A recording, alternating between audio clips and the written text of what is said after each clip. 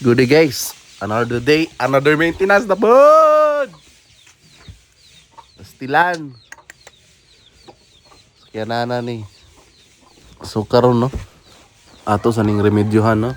Samtang nagwat sa tasong order. Bali nag-leak jud yang coolant diri sa may bypass hose. So normal naman o expected naman po ni. Sumod kay daan na jud po na ang sakyanan. Ang model sa akong sakyanan is Nissan March K11 1996. So mas maguwang ko dyan na ako nag-isa ka tuig.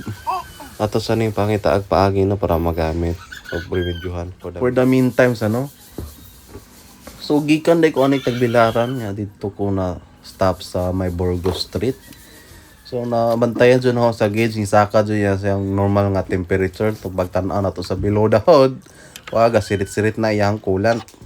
So di lang pud kayo kalayo kayo sa 7-Eleven dira sa may Dool Plaza nakapalit ta og tubig, palit sa naman ta og distilled water para makauli lang ta. So kada hunong na to si kog tan-aw sa temperature ng Osaka ba di. Mayo kay nakauli ra jud pud kay sira pa tag hunong tubil. So mo na siya no. Ato lang siya gikat sa may tip na part. Ug ato na siyang i-fix balik.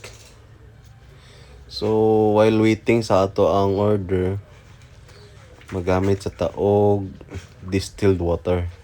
So mo ni akong gipalit sa 7-Eleven, 10 liters na distilled water. Kaya if na tong order no, back to coolant na ni siya. So as of now kanisa. So tambag ni na no sa mga naibalak mo palit og old car. As experience no kay almost 3 years naman sad ni ato ang sakyanan. This is the two reason no why I'm not recommending you not to buy an old car no. Number 1 is low budget. Number 2 is not a totally technical person. Kaya wala ka ning duha ka rason no. Totally 100% pass na ka sa old car.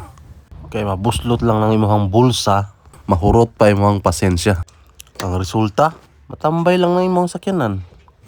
Yeah, for almost 3 years na ako nabutang na maintain ang gasto din no. From under chassis, wirings, near engines, bulb, suga, repaint, aircon, mugs, brakes, para mabalik lang sa stock o gamay customize sa suod.